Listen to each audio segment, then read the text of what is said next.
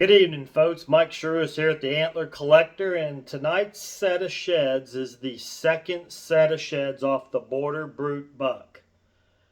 Now, if you guys were tuning in on the last video I did regarding the Border Brute, I was talking about the next set off of this deer, and this is them.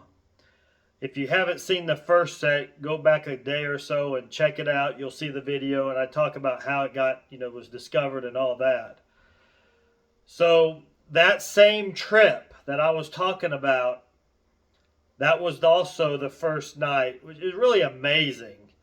That first night was really amazing because that night I saw the Border Brute 4-point, which is the next year after this. I saw this set.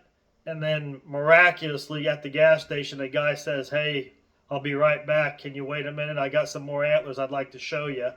And he asked if I buy them. And I said, "Yeah, I do." And he said, "I'll be right back if you give me 10 minutes.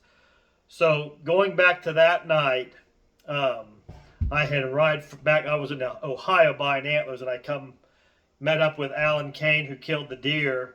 And met up with these guys who had actually found these sheds at Alan's house. And so this set here was found by Jeff Baber while he was cutting wood. These gross about 220 inches with an estimated spread. The G3 on the right side here is over 16, just a little over 16. The G2, the G2 is probably, I don't know. I got the measurements here somewhere, but they're not long. It's probably 7.5. Really dwarfed on that G2. Now this side's just really a cranker. And this is the side that grew the 18-inch G2 on the 4-point. But this one here is like 15.5 and 15.4. So tremendously long tines, even on his second set of sheds off of him, which would probably be his 4th or 5th year. Their heavy antlers are almost 6.5 pounds, but you can see if it wasn't for them G3s, they would be really, really out of balance. But the G3 up there really cranks it up and makes it more even on that typical frame appearance. The bases on them are just around 5 inches.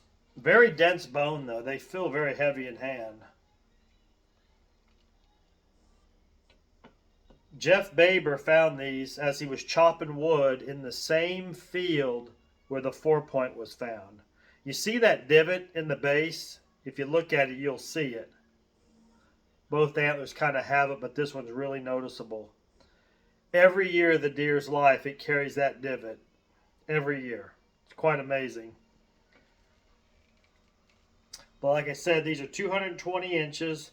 The story on these is I already told it, in the first video, because that's how I got to see them, was that night. So all 3 antlers were basically put together mentally there that night, and in Weston, Missouri, which, my goodness, I'd have never thought that would have happened. Now, I didn't get these right away. That's a whole nother story for another time, and I'm going to incorporate that into not the next segment, but the segment after. And it'll be quite interesting. I tried to buy these that night. Boy, he had no interest. He was like, "Nah." He said, "My wife, she likes to put them up on the, well, they're up on the mantle." He goes, "She really likes them up there at Christmas time. They add a beauty to the fireplace." And he said, "No, we wouldn't have interest in getting rid of them." And it took several years, and I made a several $1,000 offer on them. And there was no interest, but it did come around. And boy, when it did, the dam broke. The night I bought these was the night the dam broke for the Border Brute collection. It's just an incredible story. But I will be telling that story. I just kind of wanted to show you this set in the meantime. And they're honkers, man. No kidding. They're big sheds. This set right here is. I mean, that G2 on that thing G3 is fabulous. Like I said, it's a little over 16. These two are over 15. And it's really weird is you can actually, at least I can, from maybe it's because I have so many years off this deer, is I can actually see that this deer isn't like developed. You can just tell by his texture, his look up here. He's just in the stages of still becoming the super buck he was intended to be. Um, the beating is just of a, like young people. They're perfectly made. Their skin is soft. Their skin is smooth. It's kind of like these antlers, and the older they get, the more wrinkly they get, and they really start to show their age through their antlers.